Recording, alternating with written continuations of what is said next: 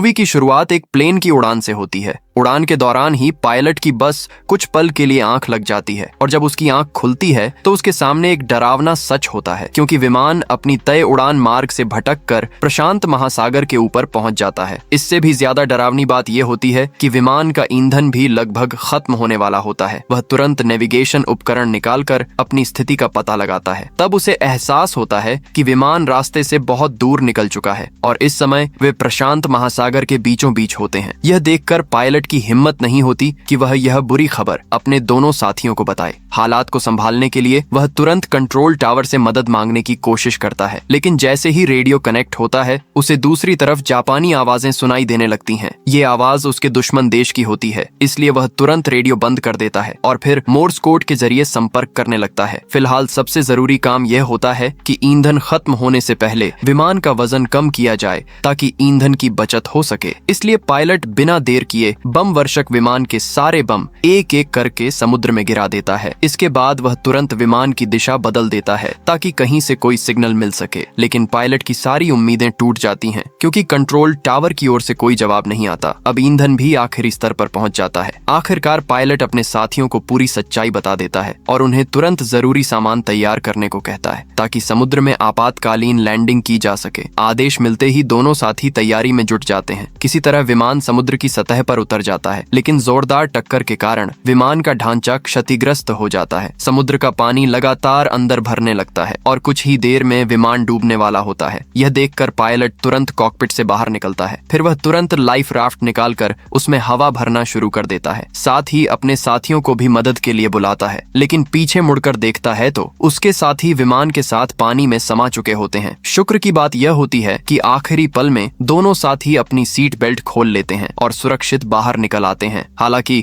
उनका सारा जरूरी सामान विमान के साथ समुद्र में डूब जाता है। जब दोनों तैरकर वापस सतह पर पहुंचते हैं तो देखते हैं कि लाइफ राफ्ट उलटी खुली होती है। उसे सीधा करने के लिए तीनों पूरी ताकत लगा देते हैं और किसी तरह उसे पलट कर सही कर देते हैं। थके हुए तीनों तुरंत उस पर चढ़ जाते हैं, लेकिन राफ्ट में जगह बहुत कम होती है, इसलिए उन्हें सिमट कर बैठना पड़ता है। लेकिन उन्हें जरा भी अंदाजा नहीं होता कि आगे उनकी जिंदगी का सबसे भयावह संघर्ष शुरू होने वाला है। रात के समय समुद्र पर बेहद ठंड होती है। पूरी तरह भीगे हुए तीनों ठंड से कांपने लगते हैं। वे एक दूसरे से सटकर किसी तरह ठंड झेलते रहते हैं। बेहद थके होने के कारण तीनों की आंख सीधे सुबह खुलती है। जागने के बाद भी उन्हें अपनी हालत की ज्यादा चिंता नहीं होती, बल्कि वे आराम से छोटे छोटे खेल खेलने लगते हैं। उन्हें पूरा भरोसा होता है कि मुख्यालय जल्द ही उन्हें बचाने के लिए टीम भेज देगा, लेकिन पायलट के चेहरे पर चिंता साफ दिखाई देती है, क्योंकि इस अंतहीन प्रशांत महासागर में हर तरफ अनजाने खतरे मंडरा रहे होते हैं। ऊपर से उनकी छोटी सी राफ्ट में न खाना होता है और न ही पीने का पानी। शुरुआत में बाकी दोनों इसे गंभीरता से नहीं लेते। वे अब भी बचाव दल का इंतजार करते रहते हैं, लेकिन दोपहर तक इंतजार करने के बाद भी उन्हें मदद का कोई निशान नहीं दिखाई देता। तभी दोनों को यह एहसास होता है कि बचने की उम्मीद बहुत कम है। अब उनके पास न खाना होता है और न पानी। ऐसे में वे इस विशाल महासागर में कैसे जिंदा रहेंगे? कुछ ही देर बाद सिर पर तपता सूरज उन्हें पसीने से तर और प्यास से बेहाल कर देता है। मजबूरी में वे अपने कपड़ों से धूप रोकने की कोशिश करते हैं, लेकिन उनमें से एक जवान चुप बैठने को तैयार नहीं होता। भूख से परेशान होकर वह अपना बनाया हुआ कांटा समुद्र में डाल देता है। उसे उम्मीद होती है कि शायद कोई मछली फंस जाए। ये देखकर पायलट तुरंत उसे एक कपड़ा देता है ताकि वह धूप से बच सके, लेकिन साथ ही से गर्मी बर्दाश्त नहीं होती तो वह आज सीधा पानी में कूद जाता है और वह उन्हें भी बुलाने लगता है। दूसरे साथी का भी पानी में उतरने का मन होता है, लेकिन पायलट उसे तुरंत रोक देता है। वह कहता है कि इस खुले समुद्र में सुरक्षित रहने के लिए राफ्ट पर कम से कम 2 लोगों का रहना जरूरी है और हो सकता है पानी में खतरनाक शार्क भी हों। इतना कहना ही होता है कि पानी में तैर रहा साथी अचानक महसूस करने लगता है कि कोई चीज उसकी ओर बढ़ रही है। वह पूरी ताकत लगाकर फौरन वापस राफ्ट तक तैर आता है। सबकी सुरक्षा के लिए पायलट कहता है कि कोई भी राफ्ट के किनारे न जाए ताकि शार्क का निशाना न बन जाए। देखते ही देखते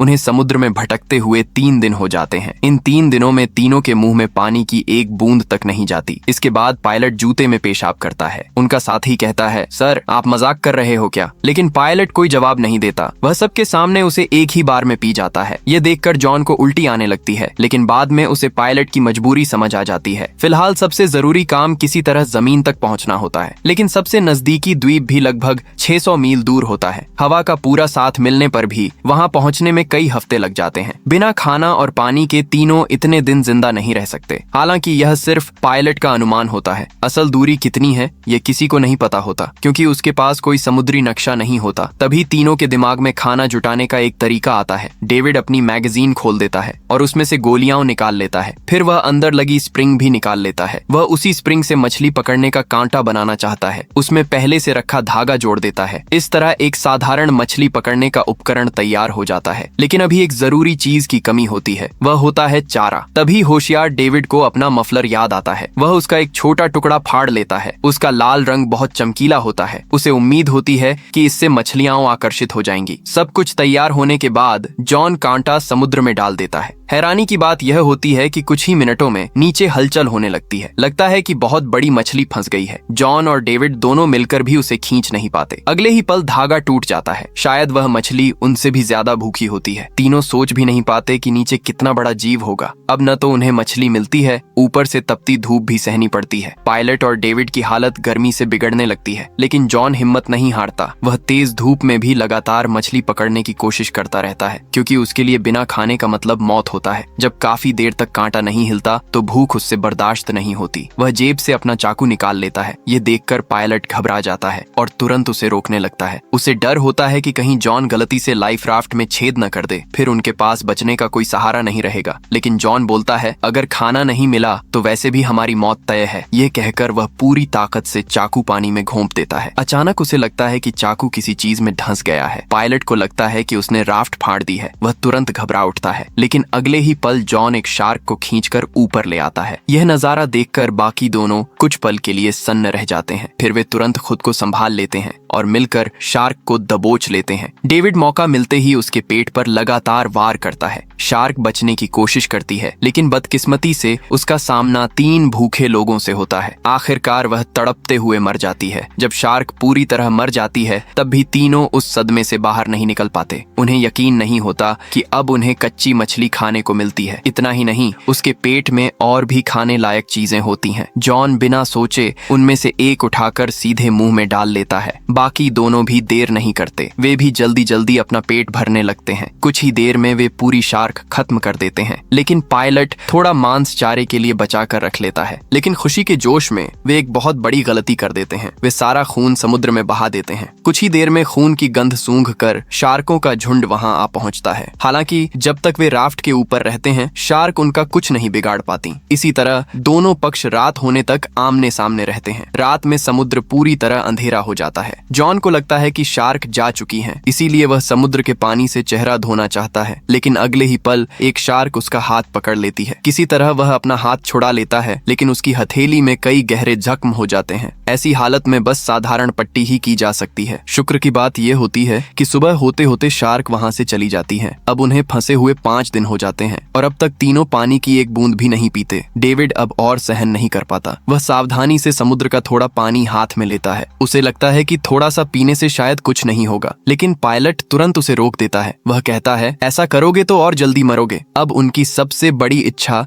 किसी तरह जमीन तक पहुंचने की होती है, ताकि किसी मीठे पानी की धारा से जी भरकर पानी पी सकें। लेकिन बिना समुद्री नक्शे के उन्हें द्वीप की सही दिशा का पता नहीं चल सकता। तभी अचानक पायलट जोर से चिल्लाता है। उसके साथी समझते हैं कि शायद उसे दिल का दौरा पड़ गया है, लेकिन वह तो जेब से सिर्फ एक पेंसिल निकालता है। दोनों उसे हैरानी से देखने लगते हैं। वे सोचने लगते हैं कि एक पेंसिल से क्या होगा, उन्हें तो पानी और खाने की जरूरत होती है। दरअसल पेंसिल से वह समुद्री नक्शा बना सकता है और नक्शा बन जाने के बाद वे द्वीप की दिशा तय कर सकते हैं। जल्द ही पायलट नेविगेशन यंत्र और अपने बनाए स्केच की मदद से उनकी अनुमानित स्थिति निकाल लेता है। उसे पता चलता है कि दक्षिण पश्चिम दिशा में एक द्वीप समूह है। वह मित्र देशों के नियंत्रण वाला इलाका होता है। अगर वे किसी तरह वहां पहुंच जाते हैं तो जापानी सेना के कब्जे वाले इलाके से बच सकते हैं। लेकिन अब उनके सामने एक नई समस्या आ खड़ी होती है। बिना हवा के लाइफ राफ्ट आगे बढ़ ही नहीं सकती, और हवा भी तभी काम आती है जब वह दक्षिण पश्चिम दिशा से चलती है। लेकिन पायलट के दिमाग में जल्द ही एक उपाय आ जाता है। सबसे पहले वह जॉन से राफ्ट पर बंधी रस्सियां निकालने को कहता है। फिर डेविड तार की मदद से एक ढांचा तैयार करता है। इसके बाद उसे लाइफ जैकेट पर मजबूती से बांध देता है और आखिर में उसमें रस्सी जोड़ देता है। इस तरह एक साधारण समुद्री लंगर तैयार हो जाता है। हालांकि वे हवा की दिशा को नियंत्रित नहीं कर सकते, लेकिन नाव की दिशा जरूर नियंत्रित कर सकते हैं। बस उन्हें लगातार हवा की दिशा पर नजर रखनी होती है और उसी के अनुसार समुद्री लंगर की स्थिति बदलनी होती है। इस तरह वे गलत दिशा में बहने से बच सकते हैं। पायलट कहता है कि अगर सब ठीक रहा तो शायद 10 दिनों में वे अपनी मंजिल तक पहुंच जाएंगे। यह सुनकर तीनों के मन में फिर से उम्मीद जाग उठती है,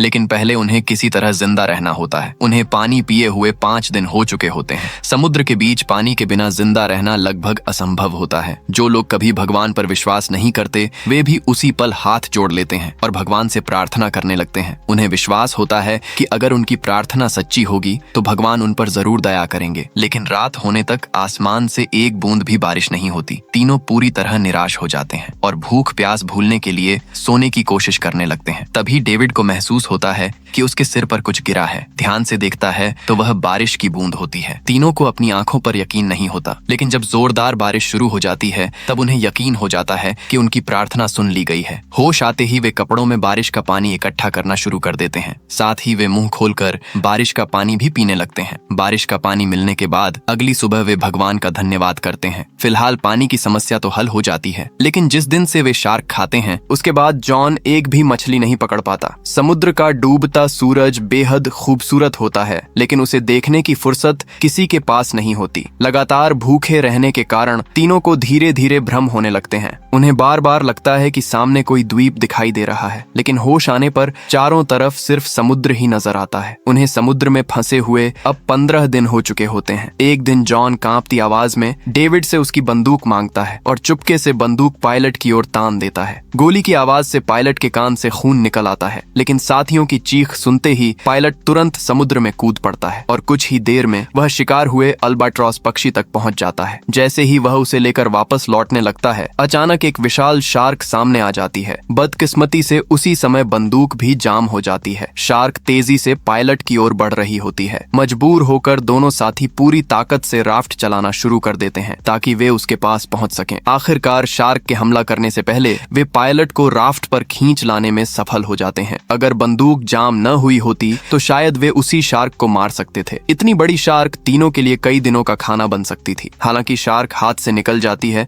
लेकिन कम से कम अल्बाट्रॉस पक्षी तो मिल ही जाता है। तभी जॉन के मन में एक बात आती है, क्या यहाँ पक्षी होने का मतलब ये है कि जमीन पास ही है? लेकिन पायलट की अगली बात उसकी उम्मीद तोड़ देती है। वह बताता है कि यह अल्बाट्रॉस है। ये पक्षी एक बार में हजारों मील तक उड़ सकता है। ये सुनते ही दोनों का मन फिर टूट जाता है। उन्हें समझ नहीं आता कि आखिर जमीन कब दिखाई देगी। देखते ही देखते उन्हें फंसे हुए 20 दिन हो जाते हैं। सुबह उठते ही पायलट देखता है कि दोनों साथी सो रहे होते हैं। वह गुस्से में सीटी बजाकर उन्हें जगा देता है। वह कहता है कि अगर कोई निगरानी नहीं करेगा और कोई द्वीप निकल गया तो पता नहीं अगला मौका कब मिलेगा। जॉन देखता है कि पायलट दिन भर आराम करता है, लेकिन फिर भी वह हमें डांटने से बाज नहीं आता। यह बात जॉन को बिल्कुल पसंद नहीं आती। वह कहता है, तुमने कहा था 10 दिन में द्वीप मिल जाएगा, लेकिन अब तो 15 दिन और बीत चुके हैं। उसने कहा, तुम्हारा बनाया हुआ नक्शा गलत है। तुम्हें कैसे यकीन है कि वहाँ सच में कोई द्वीप है? पायलट ने कहा, यह नक्शा उसके दिमाग में हमेशा रहता है। उसे हर चीज अच्छी तरह याद रहती है और उसकी गणना में 10% से ज्यादा गलती नहीं हो सकती। उसके मुताबिक यह एक साधारण गणना होती है, लेकिन जॉन भी यह तरीका जानता था। उसने कहा, इस गणना के लिए सबसे पहले शुरुआती स्थान का सही पता होना चाहिए, जबकि उनका विमान पहले ही रास्ता भटक चुका था। इसलिए किसी को नहीं पता होता कि वे वास्तव में कहाँ उतरे थे। यानी यह सारी गणना सिर्फ पायलट के अंदाजे पर आधारित थी। वह कहता है, हम इस मुसीबत में इसलिए फंसे हैं क्योंकि तुम बिना कंपास के दिशा कैसे तय कर सकते हो। तभी जॉन को विमान की एक बात याद आती है। वह कहता है, डेविड, तुम्हें काफी देर तक आवाज आवाज देता रहा, लेकिन तुमने कोई जवाब नहीं दिया थे। उस समय तुम क्या कर रहे थे? कुछ देर चुप रहने के बाद पायलट धीरे से बोलता है, प्लेन के कॉकपिट में बहुत ज्यादा गर्मी हो रही थी और इसी बीच मेरी थोड़ी सी आंख लग गई थी। उसी गलती की वजह से विमान सही मोड़ पार कर गया और हम रास्ता भटक कर दुश्मन के इलाके में पहुंच गए। पायलट को अपनी गलती का गहरा पछतावा होता है। वह तुरंत दोनों साथियों से दिल से माफी मांगता है। हालांकि दोनों अब भी उससे नाराज रहते हैं, लेकिन जो होना था वह हो चुका था। अब उसे बदला नहीं जा सकता था। यह आपस में लड़ने का समय नहीं था। सबसे जरूरी था किसी तरह जमीन तक पहुंचा जाए, क्योंकि उनकी हालत ज्यादा देर तक उनका साथ नहीं देने वाली थी। इसके बाद जॉन फिर से नक्शा पायलट को सौंप देता है और कहता है, चलो मिलकर घर लौटने की एक और कोशिश करते हैं। लेकिन बिना हवा के राफ्ट बस लहरों के सहारे बहती है। तभी पायलट की नजर अपने चमड़े के जूतों पर पड़ती है। वह चाकू से उन्हें काटना शुरू कर देता है और सिर्फ जूतों के तलवे ही बचा कर रखता है। इसी से वे एक साधारण चप्पू बना लेते हैं। अगर किस्मत हमारा साथ नहीं दे रही है तो हम अपनी ताकत के दम पर आगे बढ़ेंगे। 10 दिन तक लगातार चप्पू चलाने के बाद भी उन्हें कोई द्वीप नहीं दिखाई देता। धूप से उनकी त्वचा बुरी तरह झुलस जाती है। पूरा शरीर फफोलों से भर जाता है। पानी की कमी से उनके होंठ फट जाते हैं। अब उन्हें जिंदा रखने की बस एक ही उम्मीद होती है। घर पर उनका इंतजार करती उनकी पत्नियां। आखिर कुछ समय बाद आसमान से फिर बारिश होने लगती है। तीनों पहले की तरह कपड़ों में बारिश का पानी इकट्ठा करने लगते हैं, लेकिन अचानक बारिश रुक जाती है। कुछ ही मिनटों बाद काले बादल फिर से छा जाते हैं और अगले ही पल बिजली कड़कने लगती है। लेकिन इस बार मौसम कुछ अलग होता है। आसमान पहले से कहीं ज्यादा काले बादलों से ढक चुका होता है। ये कोई साधारण बारिश नहीं होती, बल्कि प्रशांत महासागर का भयानक तूफान होता है। विशाल लहरें लगातार उनकी ओर बढ़ रही होती हैं। कुछ ही पल में एक विशाल लहर सीधे उनकी ओर बढ़ती है और देखते ही देखते राफ्ट पलट जाती है। तीनों समुद्र में जा गिरते हैं। जब पायलट और जॉन किसी तरह ऊपर आते हैं, लेकिन डेविड उन्हें कहीं दिखाई नहीं देता। दोनों घबराकर उसे खोजने लगते हैं, लेकिन तभी पता चलता है कि डेविड पहले ही ऊपर आ चुका था। वह राफ्ट की दूसरी तरफ होता है। एक दूसरे को देखते ही तीनों गले लग जाते हैं। समुद्र उन्हें गिरा सकता था, लेकिन उनके जीने की इच्छा नहीं तोड़ सकता था। तीनों मिलकर पूरी ताकत लगा देते हैं और राफ्ट को दोबारा सीधा कर देते हैं।